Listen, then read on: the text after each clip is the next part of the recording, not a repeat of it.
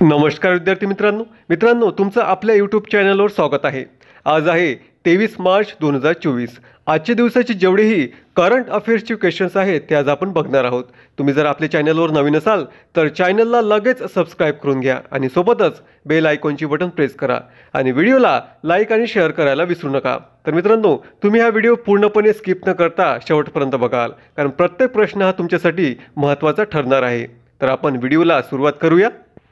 तर मित्रांनो पहिला प्रश्न बघूया। जागतिक जल दिवस केव्हा साजरा करण्यात आला? तर खालीलपैकी ऑप्शन क्रमांक सी 22 मार्च रोजी जागतिक जल दिवस साजरा करण्यात आला। नेक्स्ट क्वेश्चन, वैश्विक असमानता पुरस्कार 2024 कोणी जिंकला आहे? तर खालीलपैकी ऑप्शन क्रमांक सी वरील दोन्ही म्हणजेच बीना अग्रवाल आणि जेम्स बॉयस यांनी वैश्विक असमानता पुरस्कार 2024 जिंकलेला आहे।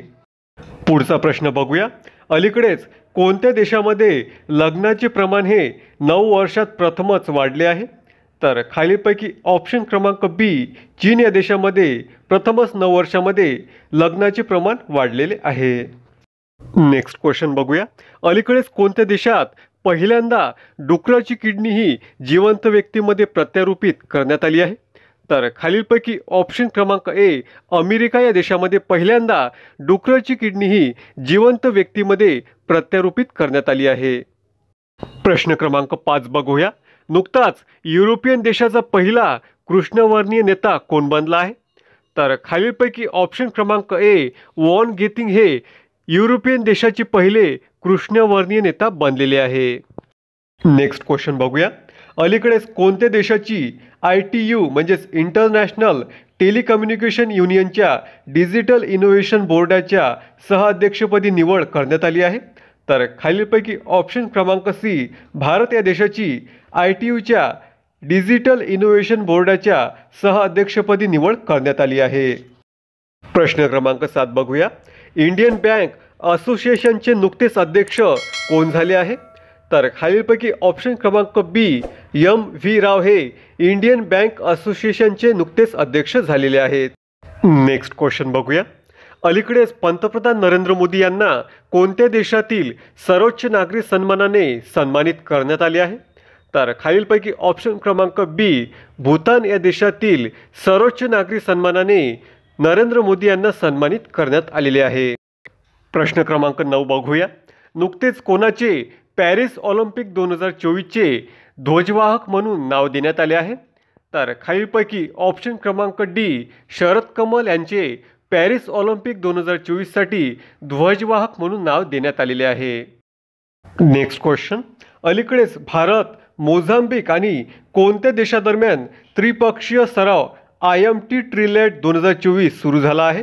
तर खालीलपैकी ऑप्शन क्रमांक डी तांझानिया, भारत आणि मोझाम्बिक देशांमध्ये त्रिपक्षीय सराव IMT ट्रिलेट 2024 सुरू झालेला आहे। प्रश्न क्रमांक 11 बघूया। अलीकडेच कोणत्या देशातील सरकारने ॲपल विरुद्ध अविश्वास कायद्याचे उल्लंघन केल्याप्रकरणी खटला सुरू केला आहे? तर खालीलपैकी ऑप्शन क्रमांक बी अमेरिका या देशातील सरकारने ॲपल विरुद्ध अविश्वास कायद्याचे उल्लंघन केल्याप्रकरणी खटला सुरू केलेला आहे। नेक्स्ट क्वेश्चन बघूया। अलीकडेच कोणत्या देशातील राष्ट्राध्यक्ष हो व्हॅन थुओंग यांनी राजीनामा दिलेला आहे? तर खालीलपैकी ऑप्शन क्रमांक बी व्हिएतनाम या देशातील राष्ट्रपती हो व्हॅन थुओंग यांनी राजीनामा दिलेला आहे। पुढचा प्रश्न बघूया। भारतीय अंतराळ संशोधन संस्था म्हणजेच इस्रोने रियुजेबल लॉन्च व्हेकल प्रक्षेपण वाहनांच्या लँडिंगची यशस्वी चाचणी केली, तर त्याचे नाव काय आहे? तर मित्रांनो खालीलपैकी ऑप्शन क्रमांक ए पुष्पक। तर मित्रांनो इस्रोने पुष्पक या रियुजेबल लॉन्च व्हेकल प्रक्षेपण वाहनांच्या लँडिंगची यशस्वी चाचणी केलेली आहे। नेक्स्ट क्वेश्चन बघूया। हैती या देशामध्ये अडकलेल्या भारतीय नागरिकांना सुरक्षितपणे बाहेर काढण्यासाठी भारताने कोणती मोहीम सुरू केली आहे? तर खालीलपैकी ऑप्शन क्रमांक सी इंद्रावती। तर मित्रांनो भारतीय नागरिकांना हैती या देशामधून सुरक्षितपणे बाहेर काढण्यासाठी भारताने इंद्रावती ही मोहीम सुरू केलेली आहे। प्रश्न क्रमांक 15, अलीकडेच महाराष्ट्र गौरव पुरस्काराने कोणाला सन्मानित करण्यात आले आहे?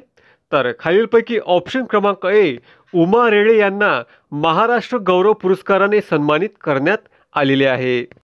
तर विद्यार्थी मित्रांनो, आपण हा व्हिडिओ तुमचा वेळ न घालवता पूर्णपणे घेतलेला आहे. आता या व्हिडिओमधील शेवटचा प्रश्न बघण्या अगोदर तुम्ही जर आतापर्यंत आपल्या चॅनलला सबस्क्राईब केलं नसेल तर चॅनलला लगेच सबस्क्राईब करून घ्या आणि सोबतच बेल आयकॉनची बटन प्रेस करा आणि व्हिडिओला लाईक आणि शेअर करायला विसरू नका. तर वळूया शेवटच्या प्रश्नाकडे. अलीकडेच कोणत्या देशातील सरकारने डिस्पोजेबल ई सिगारेटवर बंदी घातली आहे?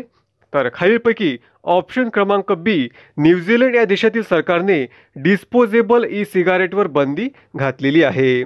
धन्यवाद मित्रांनो.